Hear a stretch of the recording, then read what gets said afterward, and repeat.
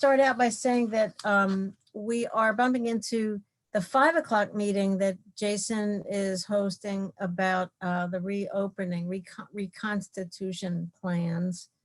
And Greg has asked that we finish up by 4:40 so that he can make the switch, the technological switch. So I think that shouldn't be a problem, but let's keep on track with that with 4:40 as our end time. Can I get a motion on the minutes of April 13th and 28th? Martha, could I just ask, have we been sent a link for that meeting? I believe so. I have it somewhere. I think it came from Dominic. Is that right, Kathy? Mike, I can send that to you. Okay, thanks. All right, Jason, did that went to everybody, I assume? Yes, it was part of the press release. Right. It's a YouTube link, yeah. But we can make sure you send it again, Mike, if you don't have it. If it's going out, we'll make sure you get it. Well, it might be there, but I appreciate it again. Sure. So would I, actually. All right, I'll send it Yeah, out. just- Kathy, do you have I'll send the press release out right now. I'll get it. It's in the body of the press release, like the last paragraph, I think, right? Yeah, there's a link to it, yeah. All right, thank you, Jason. Hi, Dave. No problem. Okay, were there other that? Jason? I'm sorry, what? Okay. Let's go. You're going. Did you want to say anything else about that meeting? I know. No, I can give a little bit of a Well, do brief on it in my update. Okay, let's do that. Minutes of April 13th and 28th. Do I have a motion on those two? April 13th, Budget Capital Personnel, Deborah moves, Shauna seconds, both of those sets of minutes. I see a nod from Deborah. Is that a nod from Shauna? Okay, we are, Yes. we got minutes. Are there any comments on? Okay, Deborah. Deborah, did you have comments on? Deborah, did you have comments on this, on the minutes? Okay, great. Are people having trouble hearing me? Martha, Is I that think what's going on? your picture is lagging. Okay, why don't I, I'll just take my video off when I'm I'm competing with everybody doing homeschooling. It gets hard. We'll see if that works better. Okay. All right, can I get any comments on those two sets of minutes? All right, I'll call for roll call on both sets. Mike Lane? You want to unmute yourself, Mike? Yes. Yes. Deborah Dawson? Gotcha, Yes. okay. Deborah Dawson? Shauna Black? Yes. Yes. Okay, Dave McKenna? Yes. Dave, vote minutes? Thank you, and I vote yes, so that's Yes. unanimous, they're passed. Okay, Kathy has reported that we have no comments from the public. As far as my own report, please wave your hands or something if you really can't hear me. I'll text my husband to bump breaking off the internet or something. He wouldn't mind. So for my own report, as I think as you all know, and legislators now have a notice about a Friday meeting, special meeting on at 9 o'clock Friday morning. Jason and Lisa wanted to be able to present to us 3 key issues, and I'm sure Jason will talk and Lisa will talk about them in this meeting, but they wanted to have a few more days to work on the details and draft the resolutions.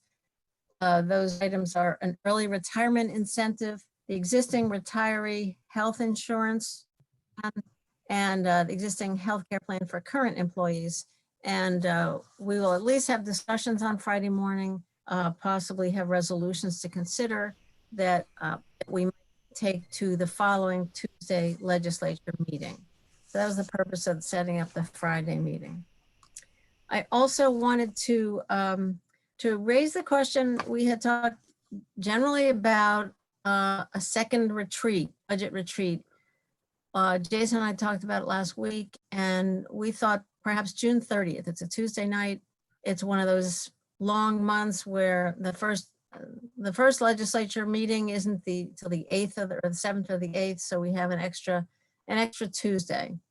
So before I send that out to all legislators as a doodle poll, I was wondering if, I don't know if you have the opportunity right now to check your calendars or just to put it in your thoughts and think about that evening as another budget session. We don't expect to, Jason's not sure we'll be able to come up with a question of a specific target as we've done in the past, but at the very least, we really need a concentrated period of time for all legislators to be able to really dive into the numbers for 2021. And that seemed like a decent time to set aside. So any comments on that at the moment? Can you just repeat I'm the date free again, then. please? Thoughts? Kathy, go ahead. Yes, Kathy, we probably should, if we're going to continue with the Zoom meetings, refer to it as an expanded budget meeting, possibly, to consider that. sounds good. The way we did the first one. Correct. Okay, that's not a problem. Any other thoughts from the committee or anybody else? Any other Martha, that's- legislators? Go ahead, Mike. That's June, Go ahead, I'm Mike. sorry, July 30th at what time? Tuesday, June 30th. It June is. 30th. We thought perhaps a 5:30 time like we've done in the past.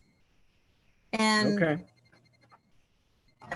that would give us a block of time. It takes, it's hard to find a time when everybody can make it.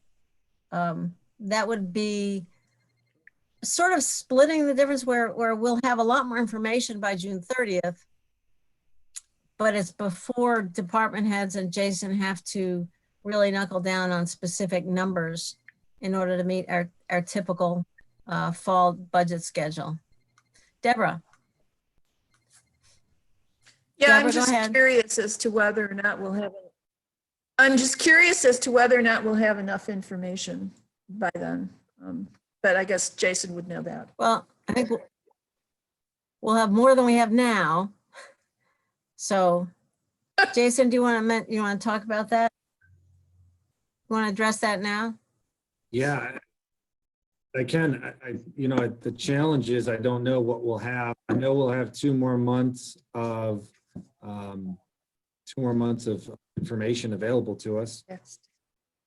So to that extent, we'll have 2 more months of sales tax. We'll know at least one of the issues or one of the hits that the governor may give us probably by the end of this week. We won't know the second, and it'll at least be probably a lot more information than we know now. And we'll start to see how things recover. By that time, I would expect we will probably be into phases 2 or 3, maybe even approaching phase 4 of reopening.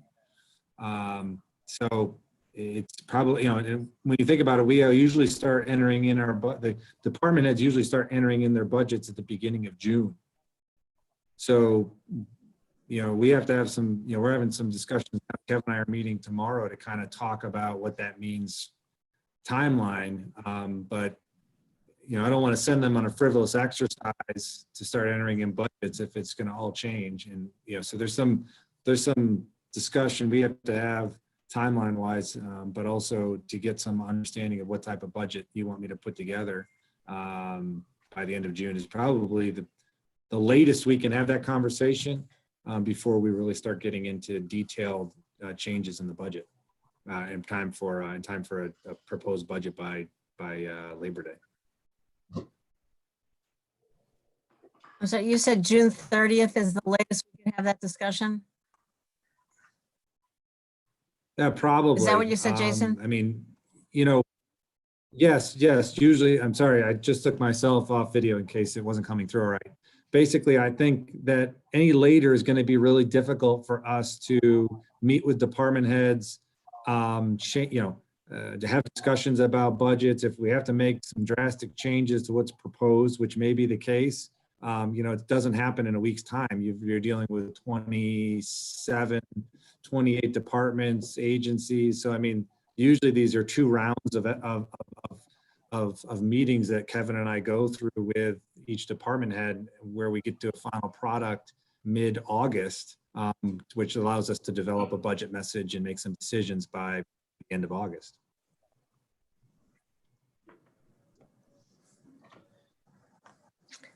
So I think nothing's going to be perfect. If this seems like a decent point in time, I can send out a message to the legislators. I would really like to send something out in time for people to block it off, so other things don't soak up the day. If that seems okay with the committee.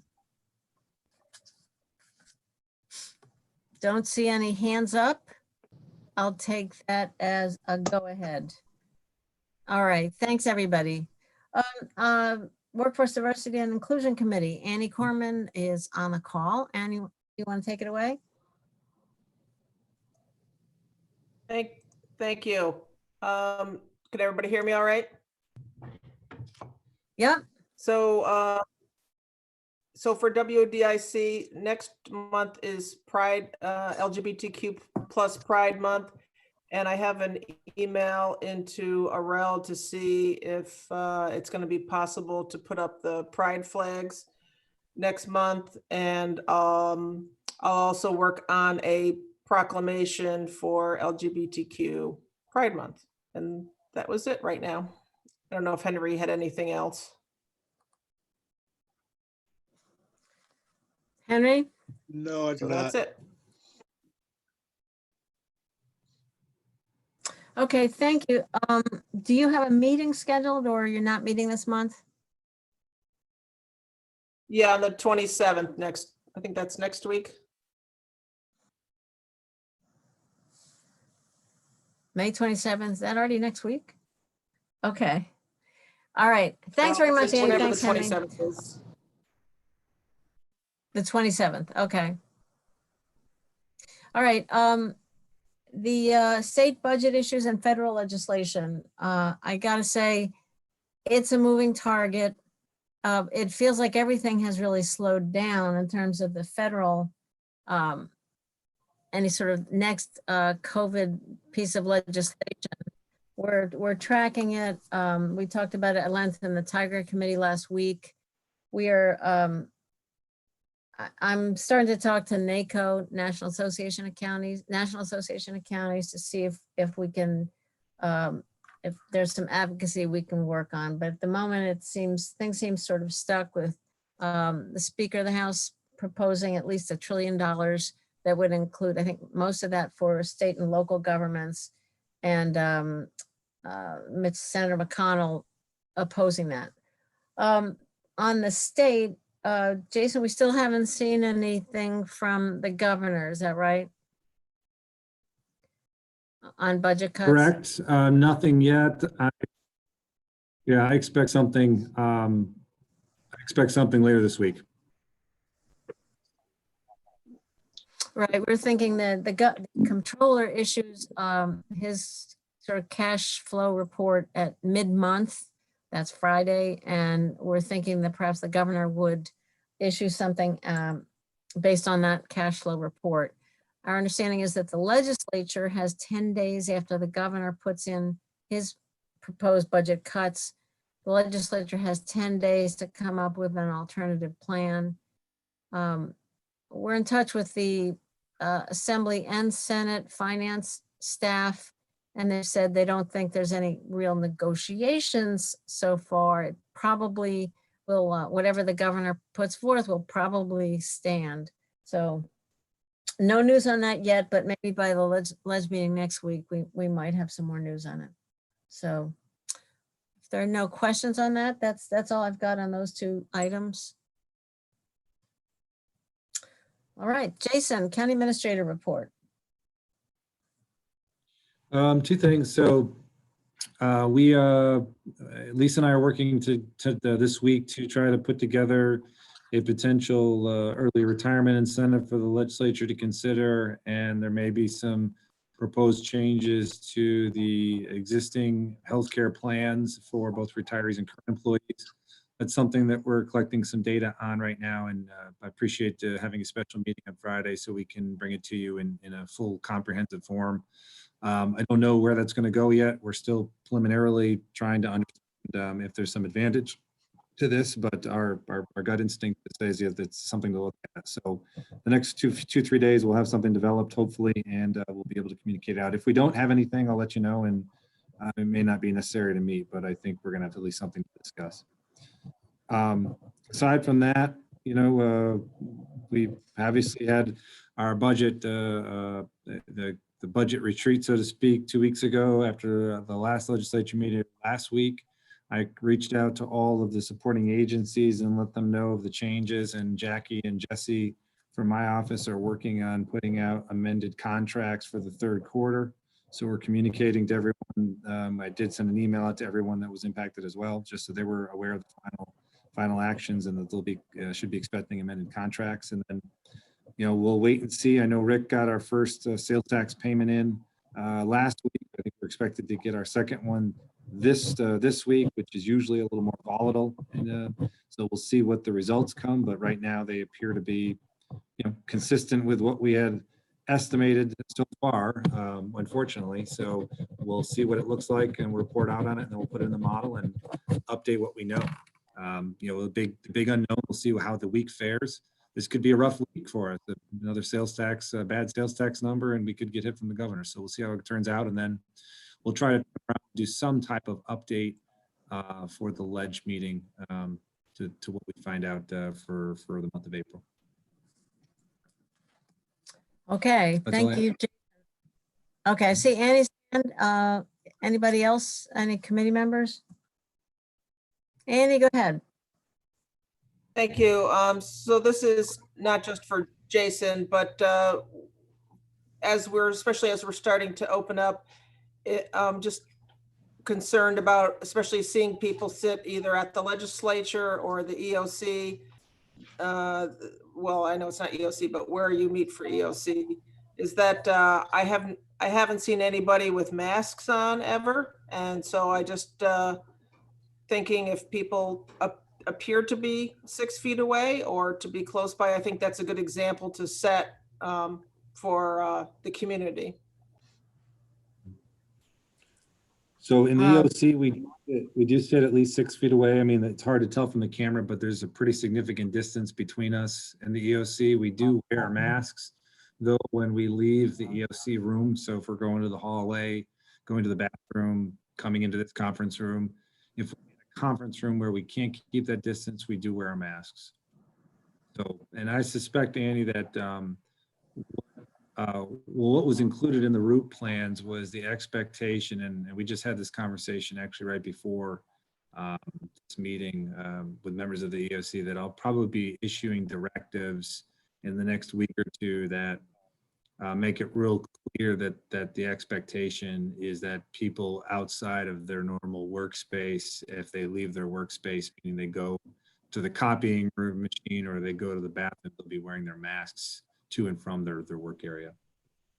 So we're going to make some clear guidance on that as we start to get into the ROOP and the reopening planning process. So good points to make, though.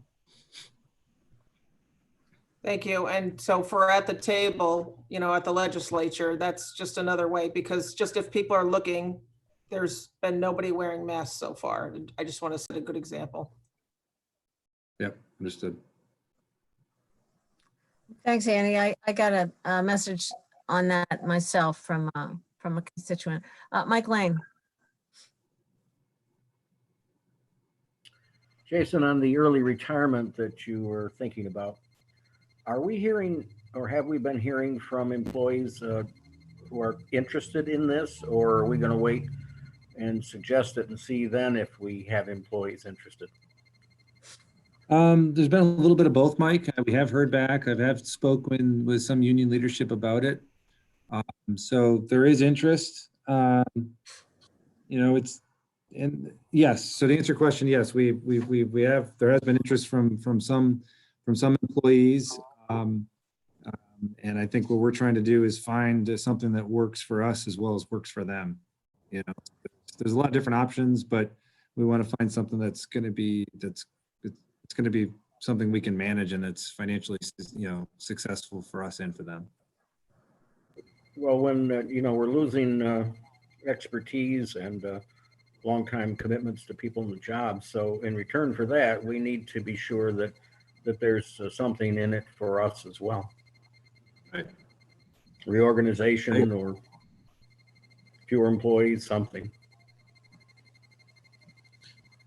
I know it doesn't work. I mean, I'll say this, that it doesn't really, what will make this a successful early retirement incentive is that you end up not filling a portion of the vacancies that are created by it. Right. This is really an effort. If this is something to be considered, it's an effort to avoid more permanent layoffs. So Thank you. that would also include people moving. You might replace the person who retired, might move somebody into that job. Let's say it's a department head, but you might not backfill the position that they left. Is that kind of one of the examples, Jason, that you might? Yeah, I mean, essentially, I mean, if you offer a retirement incentive, the whole reason to do it is that you're intending not to fill a certain portion of those positions or vacancies that are created as a result of that retirement. So, there's a little bit of a math, there's a little bit of math to be done with this. And then you can't necessarily control it, and you can't make it specific to employees. So much so that it can only be, you're targeting a specific employee or employees. So it has to be, it's usually done broadly, but you have to understand who, or, what is the amount of employees that may be able to access it, and then how many of those may take it, and then how many of those positions you may not fill. So there is not an exact science to it other than trying to understand the potential employees that may have access to it, and of those potential employees, how many of those positions may we not fill as a result of it. Okay, Mike. Okay, Shauna. Yeah, I just wanted to comment and say, I actually, whenever we see the camera shot from the legislature, it is elevated. So it does, I think it gives the appearance that people might be sitting closer than they're actually sitting. But quite honestly, I've had absolutely no concern because I see Kathy there. Typically Leslie's at the head, and then there's Dan, who's always sitting at his table. So as long as there's 6 feet distance, there really shouldn't be a need for a mask. Yeah. I mean, we generally wear our masks as we come into the facility. We do, it's a good point of a reminder. We do sit distances away. Leslin is not near us. Kathy and I usually sit far enough away, but it's not a bad reminder. And if we have too many people there, part of our discussion usually ahead of time is Kathy and I will discuss who's coming down and who's not. And if there's, 1 or 2 people that are, then, maybe I'll do it from my office or something else. So it's just good to keep the communication open about it and being conscious about it. I mean, but you're right, it is a little deceiving. There is quite a distance between the camera and the first person and the next person, and so on and so forth. Leslin.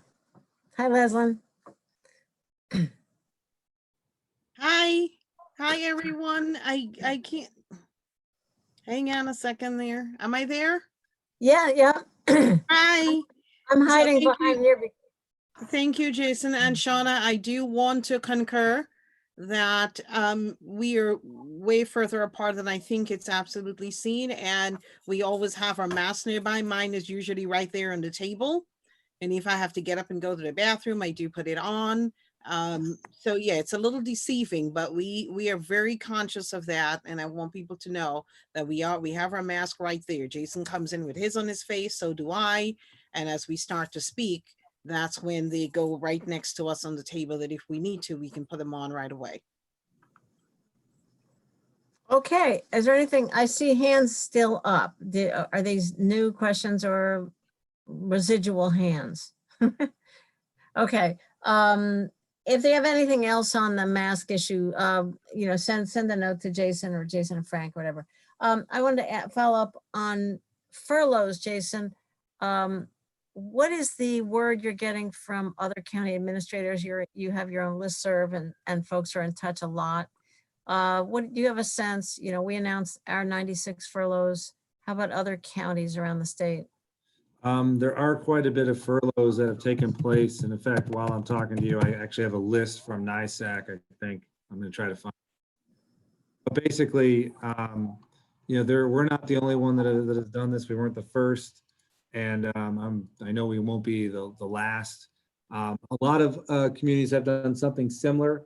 I don't want to speak on their behalf, but I'm pretty sure they probably didn't do it. I know they didn't do it as I think as detailed as we did, with respect to the different types of furloughs and working with department heads.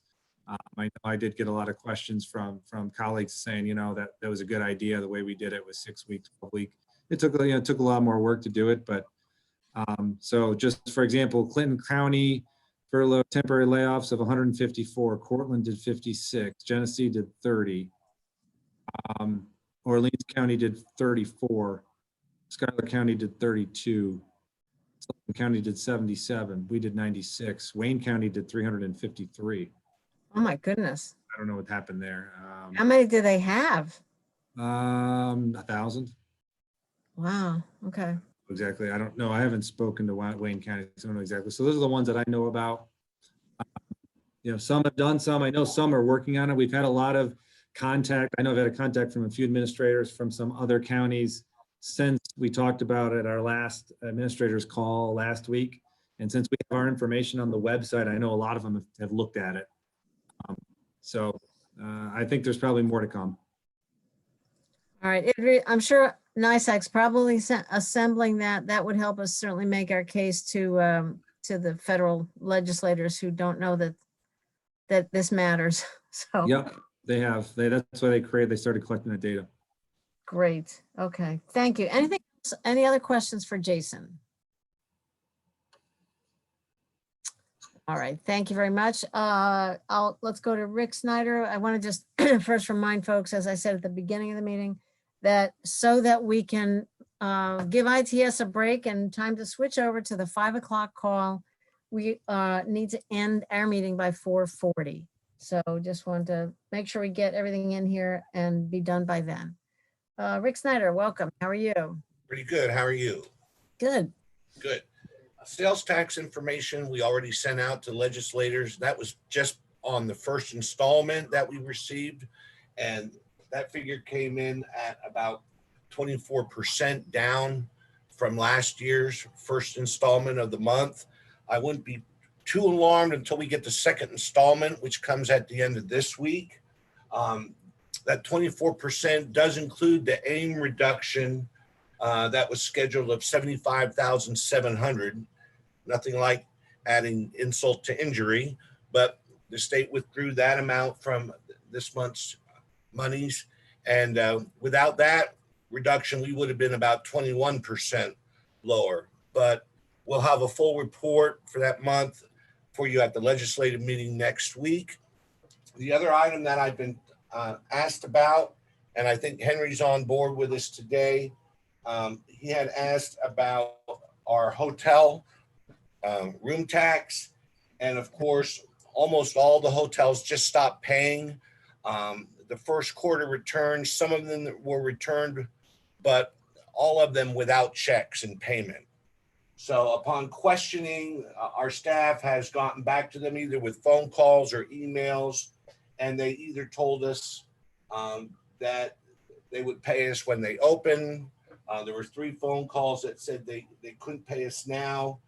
I tried to give some guidance or instruction to my staff because we haven't officially changed any of our policy on penalties or interest. But what we have done is that instead of automatically adding a 10% penalty and 1.5% for interest for non-payment for the monies that we're due in April, we've just canceled that because we know they're not paying anything anyway. And it doesn't make much sense to just start to enact enforcement procedures And normally what we would do is that we would add those penalties and interest and send them an invoice for what they didn't pay for the first quarter in May. We're not doing that. I just thought I'd let you know.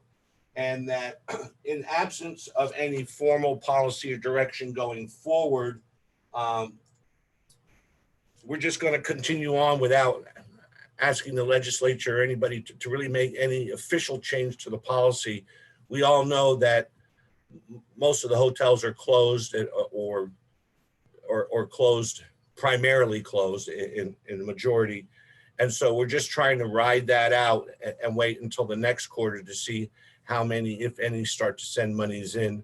If you have any ideas on a better way for us to handle this at this point, I really haven't received any guidance from any of the other treasurers across the state on how they handle this, but we're just trying to ride it out at this point in time. And then go ahead. You had a question? No, go ahead. I thought you were done. The last thing was just on our audit. We're still about 2 weeks behind in the audit. We officially had our audit date moved back to start on April 23rd instead of April 16th. So they've been here. Well, not here, but they've been working on our audit for the last 2 weeks. We, in fact, didn't even close the books until this past Thursday. So they've been working on cash reconciling items and a lot of other things behind the scenes. But we just got our books closed for 2019 last Thursday. We're still working on keying in the AUD for the state, which is about 2 weeks late at this point.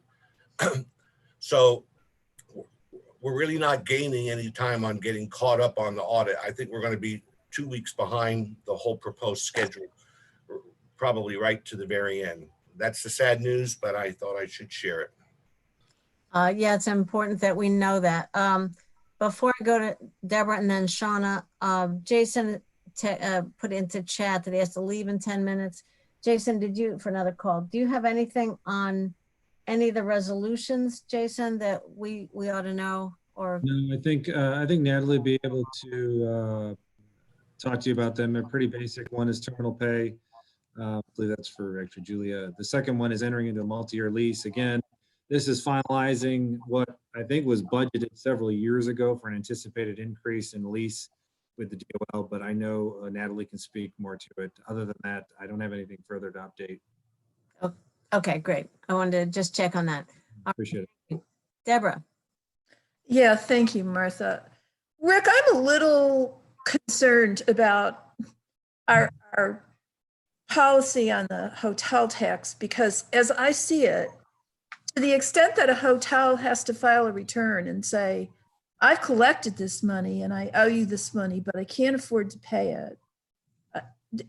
I'm not willing to give them a pass. I understand that there's not much sense in assessing a penalty per se if they can't afford to pay what they already owe. But on the other hand, to me, this is a lot like a trust fund account. They have collected money. It doesn't belong to them. It belongs to us. And they're sitting there saying, we can't pay you. Am I missing something? I'm just not willing to sit back and say, well, yeah, that's okay. Because to me, this is like when an employer withholds FICA taxes and then doesn't give it to the federal government. They get assessed 100% penalty because those are trust funds. Before Rick answers, I saw Jason's hand go up. Okay. Before Jason leaves, Jason? No, I think you're on point, Deborah, and I don't think anybody's looking to give them a free pass. I think probably after this evolution is passed, we should probably sit down with Jonathan and talk about, if there's a need to having more severe penalties, interest and penalty components of the local law. Because I think it's not that they're not going to pay. Essentially what's happening is you just hit the nail on the head is that this is not their money. It's collected and they're redistributed, and instead they're using it to balance their cash flow problems. Doesn't cut it. Yeah, no, I agree with you. I think that probably, in upcoming months, it's worth revisiting the penalty, interest and penalty sections of this law to see if that needs to be beefed up. And then what is the enforcement mechanism? And that's probably a Jonathan and Rick in question about how do we go about that? Because I know Jonathan has expressed that essentially they shouldn't be doing this because it's not their money, but. You know, Right. Keith And I doing- mean, I would feel differently about it if it was a small mom and pop hotel versus if it's the Marriott. That's another piece of this. But one way or another, I don't think we ought to let this slide for too long. Maybe we can have this be a specific item on our next agenda, bring Jonathan in. Rick, did you want to respond? No, we do have a 10% penalty and 1.5% for interest. So, I mean, we can add that to it, but it's kind of like getting blood out of a stone. I mean, they put off the collection of federal income tax from April 15th to July 15th. I didn't hear a lot of people scream about that was the wrong thing to do. But, you know, in this particular case, we even had one hotel come forward and said they pre-collected revenue for bookings that were into this end of the first and second quarter. They wanted, and they had to return that money. They had already paid room tax to us on that, and they want money back from us for money that people cancel out for in future quarters. So we haven't responded to that one yet because I don't know what to say, you know, because I know, it makes your head explode, doesn't it? it's very complex. It's all a cash flow issue for these hotels, and you know the controls we normally have work pretty good with the penalty and interest. Lisa reminded me that we can actually close the doors of a hotel according to our current occupational tax. We've gone so far as having Jonathan write letters for us in the past when somebody did not pay, and we write this legal letter, and that usually gets them to pay. There's only one hotel that had gotten into quite a bit of back payments, and we formulated an installment plan for them to pay, and then they didn't follow through with that, and that was the Garuda hotels. But you know, we try to work with the customers as much as we can. We just found out that with this past quarter, almost nobody paid, and so yes, I do think it's probably a good agenda item for next time. Shauna. Well, if there's no consequence. Deborah, let's go to Shauna, Henry, and Mike Lane. Thanks. I'll make this short. I agree with Deborah. I think this is a big concern, and I hope that we don't see this in the next quarter, and that people think that we don't have an enforcement mechanism and we're going to let this slide, because I think in the grand scheme of things, this is going to affect our arts and culture money, and it's just a trickle down. And like Deborah said, this is money they've collected on our behalf, and so there's really no excuse for this. Deborah, I'll come back to you after I get to everybody else. Henry? Yes, Rick, in terms of the numbers that you gave us being 20% down, was that for the first half of March, or was that also, how is that separated from the next week's sales tax numbers? We call it our April sales tax, but it's really for the month of March. Right. And so I think it links up precisely with that time period that was referenced in the newspaper article that you sent me. So if you look at the dates that they were ascribing to the period in that reference newspaper article, it's exactly the same for us. Okay, and so the next one will be the next days from March 15th to the end of March. It could go into the first few days of April, but basically, yeah, that's pretty fair understanding. Okay, thanks. But again, we'll have the true and final figures for you by next legislative meeting. Yep. Okay, Mike Lane. Deborah, you're exactly right. This is a discussion we had a long time ago when we had a hotel that was really, really far behind making its payments. And I argued that we ought to require them to put the money into an escrow account as collected. And so that's there when it's time to make the quarterly payment or whatever it is. We didn't get there. It's very similar to sales tax. the hotels use it, and all of our retailers use the sales tax they collect for operating money. They don't put it in any escrow accounts. And then when it comes to pay, they just take it out of the operating account and pay it. And if they don't have it, they don't pay. And that's when the state sales tax people come in and shut down businesses from time to time. But it's because they use money they have collected for taxes and haven't used it properly. So I 100% agree with you. Jason, did you come back and raise your hand again? No, no. Okay. All right. Deborah, back again. Yeah, all I wanted to finish up with was the fact that if there are no consequences to this sort of thing, they'll keep doing it and they'll do it again when it suits them. I don't think we should let them. That's all. Rick, can I ask, so we're talking about money that they have had some bookings. They have had some people come and stay and the sales tax. And that's all. I mean, we understand it would be a fraction of what it usually is, but there is supposed to be, they have collected some sales tax, correct? Room tax, you mean? You're talking room tax? Yeah, sure. Yeah, I'm sorry. Yeah, sure they have. Sure they have. Okay. So we understand it's not going to be what it used to be, but that is money they've actually collected and aren't paying. Okay. Did you say that they have sent you reports showing how many bookings they've had and what they should have paid? Yeah, a lot of them have filled out their returns. And let me get this straight here.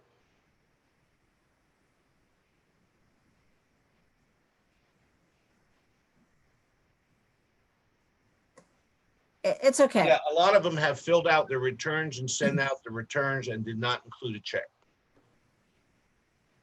Okay. At And least- normally, like I said, normally what we do in that case is that we send them a bill the next month, which would be the month of May. That includes a 10% penalty and a 1.5% interest. And we did not do that yet. I mean, I could still do that, and that's our formal policy. That's what we normally do for April non-payments. And if you instruct me to do that, if you think that's a better idea, I will certainly go back and do that. So you haven't responded to those reports yet? Is that right? We have emailed and phone called all of them. And they all said, we can't pay, basically. And so then I said to staff, let's not go through the hassle of doing all the bills and penalties and interest and everything, because they're not paying. But if you want me to go ahead with that formal process, I will do so. I'm definitely hearing that the committee wants something to be done, but what if, in the same way that they showed you what they owed, but said we're not paying, what if you is it a lot of work for you to figure out, to respond back and say, well, this is what you owe and we expect you will pay it, but we're not charging you now? I mean, is there a middle ground here? Can I make a suggestion? Yeah, please. Can I suggest that Rick and Jonathan and I get together and maybe give you a recommended path on it? I think it's hard to, I think that would be a better suggestion, is rather than try to figure out now, we try to get together and see what the recommended path might be. There's probably some precedent here and see what we've done. And then maybe give a recommendation to this group by next month. Okay. If the penalty is on the books, then, part of me says, why would we be flexing from the penalty?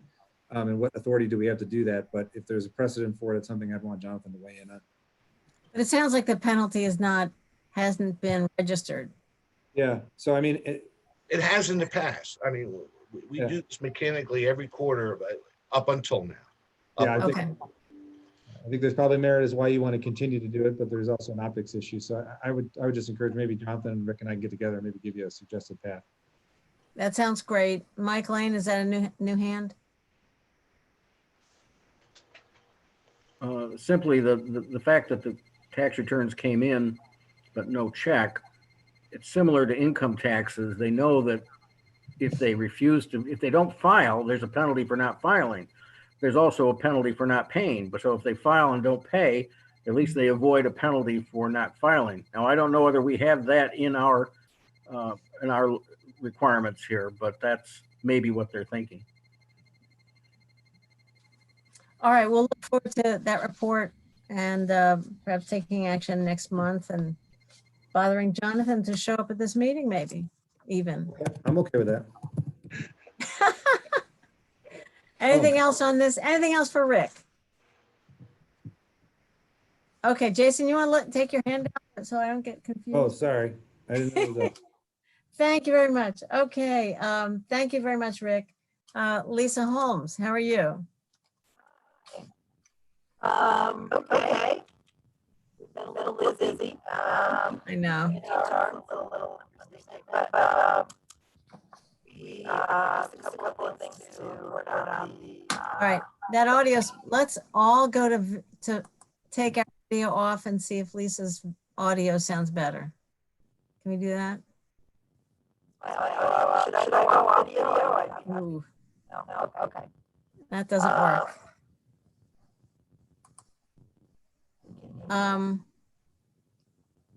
Okay, Jason wants us to cover our plants tonight. Frost is expected. Thanks, Jason. All right, Lisa, what you want to try it again? Hey, Martha, can I interrupt, please? Please, yes. Lisa, you may need to log off and log back in again. Why don't I do that? All right, tell you what, why don't we jump to the workforce issues and we'll come back to Lisa. Natalie, you're there, right? Natalie? Yes, I'm here. Okay, we'll give Lisa a chance to jump back on. If you're ready, I know this is bumping you a little. I'll say hi and then leave the video. Okay. Hi, Natalie. Thank you very much. So we have, if you want to, give us a little update, but we also have your resolutions. Take it away wherever you want to go.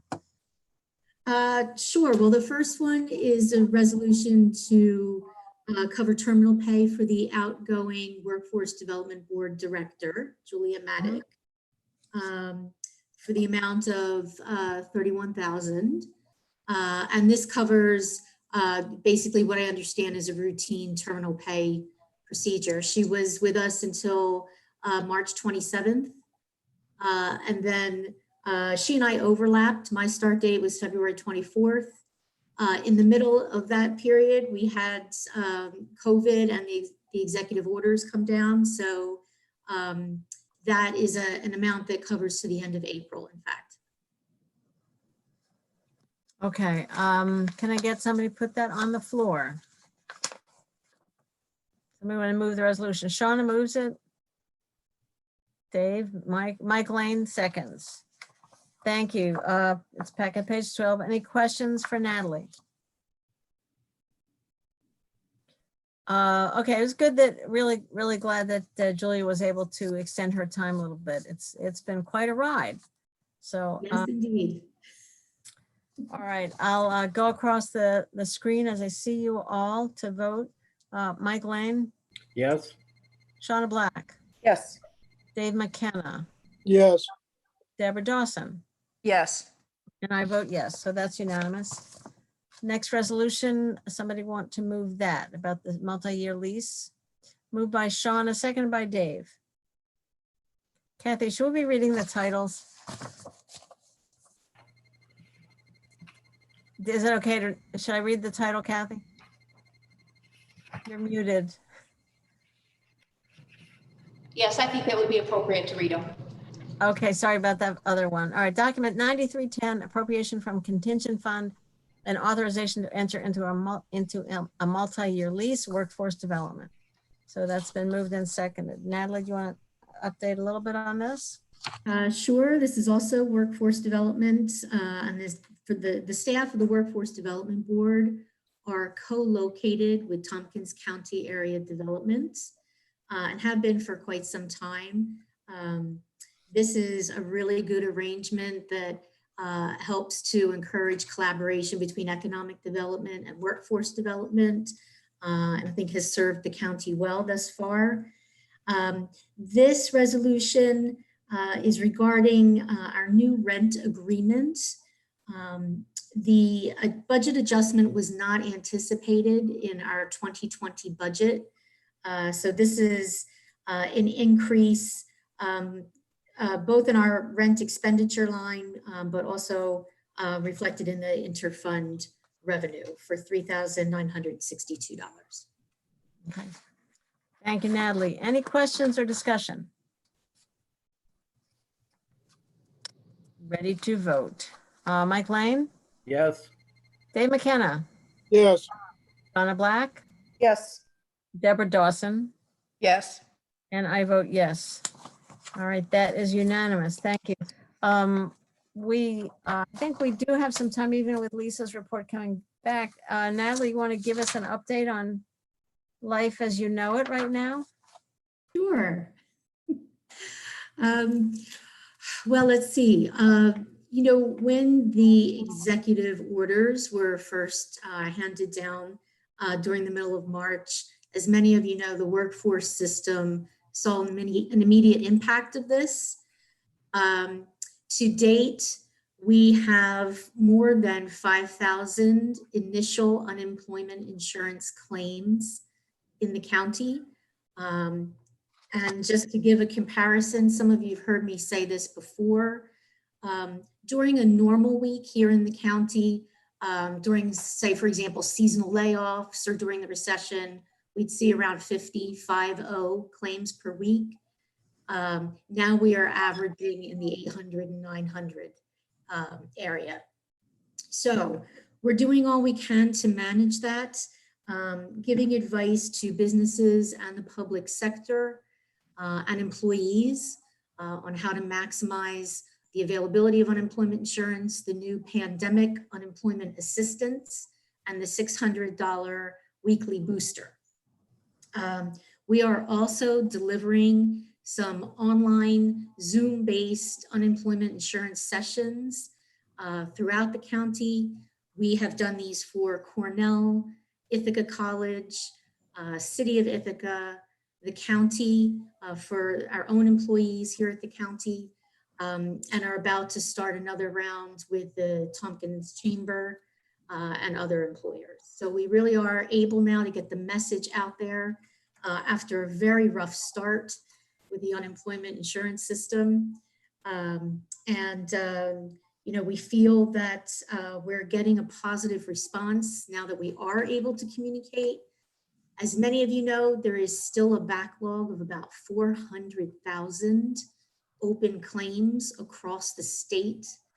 So when someone goes to make an initial claim, unfortunately, they're put at the back of the queue. But we understand this week that the gears are starting to turn, that money is starting to land in bank accounts. And so we're hoping to proceed with caution, but optimism. Thank you very much, Natalie. I see Leslie's hand. It's a quick question. What was that 5,000 number? Hi, Natalie. Hi, Leslie. Yes, I can send you the exact data on that, but we have now, as of Friday, we have surpassed 5,000, and the vocabulary is initial unemployment insurance claims. Thank you. Mm-hmm. And that's since when? That is since the week of concluding March 22nd. Okay. If you might remember that those the initial series of executive orders, I believe, were the 15th, 16th, and 17th. Right. Okay, thanks. Mike Lane? hi Natalie. You know, we see the regular unemployment rate figures that come to us before COVID, and Tompkins County is always very, very low, or the lowest in New York State. I'd be interested to see what happens with these high unemployment claims. Are we still low compared to the others? So sometime in the future, I'd like to know how that works out. Sure. We'd be happy to prepare that for you. We're a bit of a mixed story here in the county at the moment. The southern tier as a region sort of sits in the middle. If you were to plot on a chart the concentration of unemployment claims, perhaps unsurprisingly, that's New York City. But if you were to chart all of the regions, we sit somewhere in the middle. As far as the municipalities in the region, because of our population density, we are quite high. And so while I don't like to say this number out loud, we are at 2,000% of what we would normally be. And when you just take a moment and digest that, I think that we now have to shift and start thinking about how we get that number down. And there are some creative ideas out there. So perhaps the next time I brief you, we could talk about that in more detail. Thank you. Sure. Thank you, Mike. Anybody else have a comment, question? Natalie, two things. One is I was talking to Dan Brown at the Racker Center, and they've had a historic problem trying to fill their positions, having something like 150 open positions on a typical running basis. Don't want to pay. Said that they're now, they have record low vacancies. In other words, there are openings that they've actually been able to fill quite a few of their slots. So he's hoping he can keep those people. So that's one piece of, I guess, a small bright spot. And I see, Deborah, I wanted to go ahead and ask about your deputy. Where are you on going ahead and hiring your deputy? Well, first of all, that is good news. And we are hearing some positive stories throughout the county of companies that are hiring. So you may remember that we set up something called the Workforce Redirect, where we were encouraging businesses to post opportunities that had opened up as a result of COVID-19. So to date, we have about 150 different companies throughout the county that have posted close to 450 new openings. So interestingly, there is, in a way, a post-COVID economy shaping up. In terms of the deputy, I admit we have not had a moment to concentrate on that. But I have been saying to Jason that we certainly can, make a very strong case that a deputy is needed. And I would like to go forward with that process within the next few weeks. That sounds great. To say that you're too busy to get extra help is kind of a paradox, but yes, we fully support that. Deborah and Henry. Yeah, Thank you. Natalie, you've really been baptized by fire. I congratulate you on sounding so sane and in command of things. When we talk about a post-COVID economy, I think we are going to have some opportunity to shape what that looks like. Yes. And I don't know if you've had an opportunity to speak with any of the people on the case board, but they're very enthusiastic about the possibility of workforce development for green jobs. So when the time comes and you have time to think about it, let's touch base. And I know, for example, NYSERDA has a lot of grant opportunities available, surprisingly, for workforce development. And I'd love to talk to you about that. Okay, we'd like that very much. Let's plan on that. Thank you. Thanks. Henry. Yes, Natalie, do you have any demographic information about those 5,000 unemployment claims? I'm so glad that you've asked this. I have actually reached out to Ken Clark to have a discussion about this, to see if we can find some methodology for understanding who is actually bearing the most impact of that 5,000.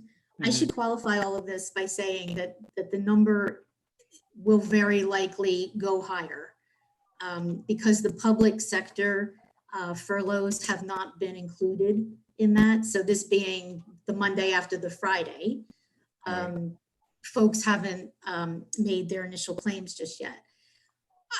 I have a hunch that disproportionately represented in that 5,000 are likely to be women, mirroring the national trend that the female unemployment rate is about 3 percentage points higher at the moment than the rate for men.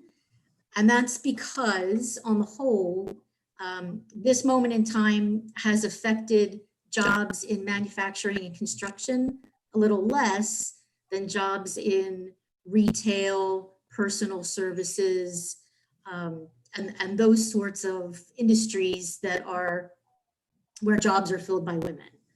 So we think that that's one layer. And then we're very interested in the economic and social inclusion effects on disadvantaged groups throughout the county.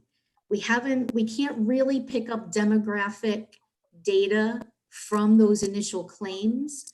And so I'm talking with Dr. Clark to determine how we can understand that picture a little better. Okay, thank you. Sure. Thanks, Henry. Deborah, is your hand up again or still? Deborah, did you have something else for Natalie? Okay. Anybody else, any other thoughts for Natalie? All right, thank you. I would just mention that Dan Brown did say they are using Workforce Redirect, and really appreciated having that resource. And I think these workshops you're doing for other employers, for other municipalities are really terrific. And I am sure that people are extremely grateful for that resource. Thank you so much, Natalie, for all that you're doing. So if we can go back to Lisa Holmes. Okay, thanks, Natalie. Lisa Holmes, we'll see if we can get you on a better connection. Do you have a report for us? Sure, just a brief one. And I think I'll just do audio this time. We'll see how that works. Okay. So we did administer the furloughs. We were busy with that the last few weeks. As you know, they took effect Saturday. We received good feedbacks from our blue and white collar unions about how they were administered. And I think, considering the circumstances, as good a feedback as possible from affected employees about the process. We of the individuals who were furloughed, 31 of them took advantage of the potential to cash out a portion of their accrued leave time to help while they were waiting for the unemployment benefits. So that was good. We were glad to be able to offer that. And then the other item to report is that our office is busy administering and making employees aware about the expanded family medical leave that's now available through the Families First Coronavirus Response Act, which essentially it offers a few things, but most notably it offers 12 weeks of paid FMLA at 2/3 pay through December 31st. And the 12 weeks can be taken intermittently. So we've, this has been in place for some time, but it has been somewhat superseded by the availability of emergency leave under the governor's executive order. So it's given us a little more time to understand the ins and outs of the paid FMLA and put a system in place and put it up on our website. So we informed the workforce about that last week, and we are really busy fielding phone calls about that, and phone calls from employees as well as department heads, because this does add a few wrinkles to things in terms of workforce availability with individuals on furlough, and then other individuals who may be needing to take advantage of this paid FMLA.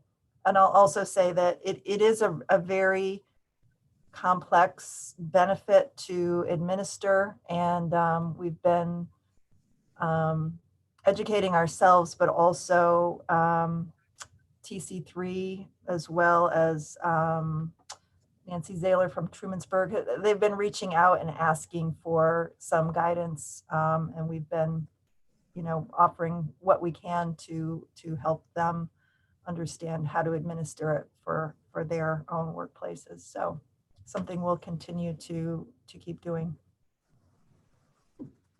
I think that's it for me. Okay, that's it. Thank you, Lisa. Any questions or comments for Lisa?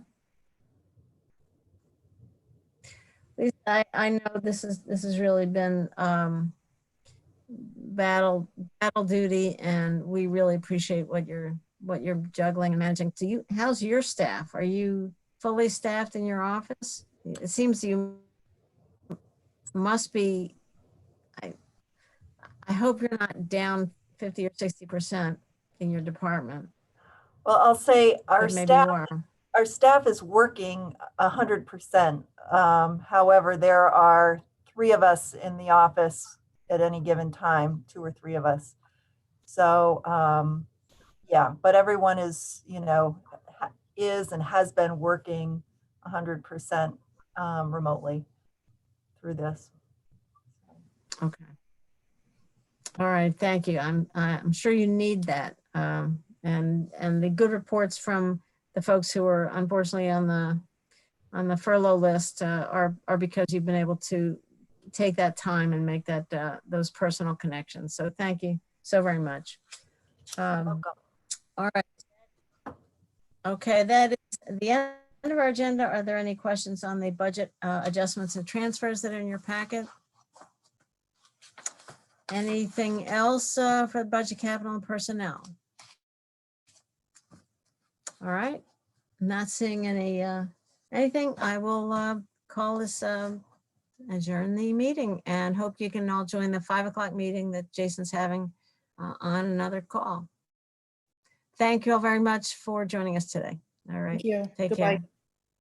Thanks, Kathy and Greg. Thank you.